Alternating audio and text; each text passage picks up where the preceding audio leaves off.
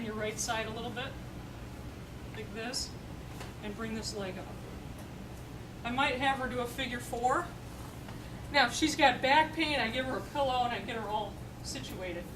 But what this helps to do, okay, roll a little more onto your side there. Whoop, too much, back, is get her in neutral for my measurement. I want to get a good baseline measurement, right? So now her leg is more parallel with the table, and it's not rotated. So now I need to find a midline of her calcaneus, so I can take my fingers like this, and on the middle phalanx I pinch her calcaneus, because one of the things you'll notice is the Achilles tendon and the fat pad of the foot can give you a bad midline. You don't want to do the midline of the fat pad, you want to do the midline of the calcaneus. So I get my fingers here, and I can, do you mind if I put a little mark on these? Is that okay?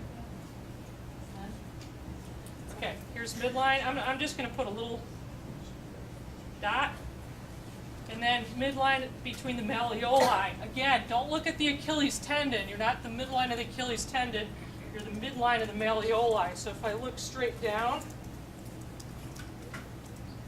the midline is going to be about here. Okay? Here's, you guys will see this on camera, but stand up if you need to. Her Achilles tendon is like this thick, and my dot is close to my right index finger because it's the midpoint between the malleoli. Okay? Then I'm going to do a midpoint in the leg. So again, I'm going to get down by bone. I want to be by the fibula and the tibia, and I find a midpoint there.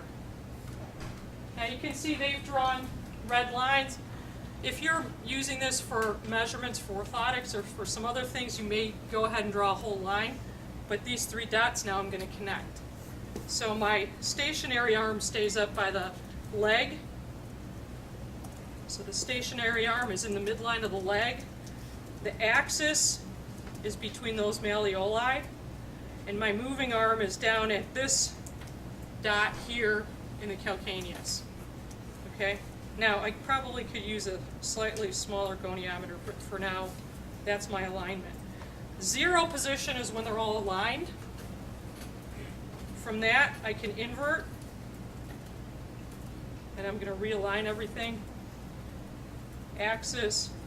And now, my goniometer is not right on the line, but it's parallel to it. So I could move this all over to get this lined up with that line. When she moves, I just keep this arm, that moving arm, parallel to that line. Now she has about 30 degrees of inversion. Okay, and then when I go to eversion, again, I stay parallel to that line.